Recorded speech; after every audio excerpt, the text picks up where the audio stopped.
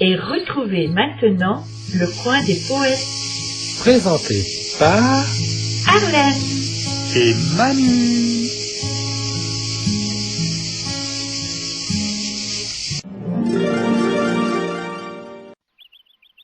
Titre.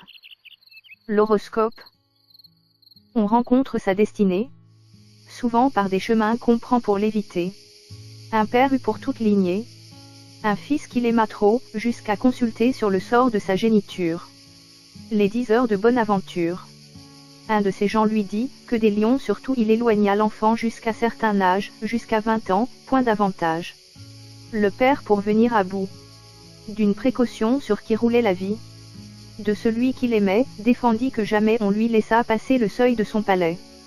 Il pouvait s'en sortir contenter son envie, avec ses compagnons tout le jour badiner, sauter, courir, se promener. Quand il fut en l'âge où la chasse plaît le plus aux jeunes esprits, cet exercice avec mépris lui fut dépeint, mais, quoi qu'on fasse, propos, conseils, enseignements, rien ne change un tempérament. Le jeune homme, inquiet, ardent, plein de courage, à peine se sentit des bouillons d'un tel âge, qu'il soupira pour ce plaisir. Plus l'obstacle était grand, plus fort fut le désir. Il savait le sujet des fatales défenses, et comme ce logis, plein de magnificence, abondait partout en tableaux. Et que la laine et les pinceaux traçaient de tous côtés chasses et paysages, en cet endroit des animaux. En ce autre des personnages, le jeune homme s'émut, voyant peint un lion. « Ah, monstre !» cria-t-il, « c'est toi qui me fais vivre dans l'ombre et dans les fers. » À ces mots, il se livre au transport violent de l'indignation, porte le poing sur l'innocente bête. Sous la tapisserie un clou se rencontra. Ce clou le blesse, il pénétra jusqu'au ressort de l'âme, et cette chère tête pour qu'il art d'Esculape en vain fit ce qu'il put, dut sa perte à ses soins compris pour son salut. Même précaution nuisit au poète Échille. Quelque devin le menaça, dit-on, de la chute d'une maison. Aussitôt il quitta la ville, mit son lit en plein champ, loin des toits, sous les cieux. Un aigle, qui portait en l'air une tortue, passa par là, vit l'homme, et sur sa tête nue, qui parut un morceau de rocher à ses yeux, étant de cheveux dépourvus, laissa tomber sa proie, afin de la casser. Le pauvre Échille ainsi sut ses jours avancer. De ces exemples il résulte que cet art, s'il est vrai, fait tomber dans les maux que craint celui qui le consulte.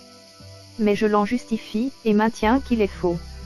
Je ne crois point que la nature se soit liée les mains, et nous les lie encore, jusqu'au point de marquer dans les cieux notre sort. Il dépend d'une conjoncture, de lieu, de personne, de temps. Non des conjonctions de tous ces charlatans. Ce berger et ce roi sont sous même planète, l'un d'eux porte le sceptre et l'autre la houlette, Jupiter le voulait ainsi. Qu'est-ce que Jupiter? Un corps sans connaissance. D'où vient donc que son influence agit différemment sur ces deux hommes-ci? Puis comment pénétrer jusqu'à notre monde? Comment percer des airs la campagne profonde? Percer Mars, le soleil, et des vides sans fin. Un atome la peut détourner en chemin. Où l'iront retrouver les faiseurs d'horoscopes?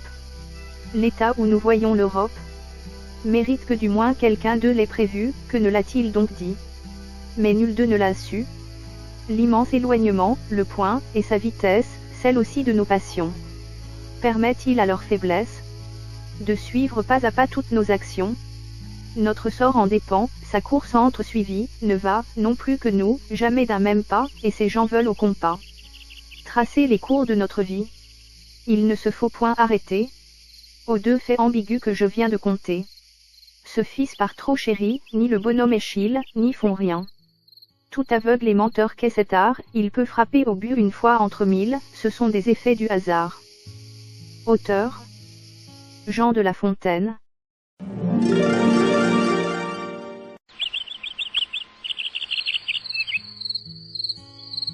Vous venez d'écouter la chaîne des bons trucs. Présenté par Arlène et Manu.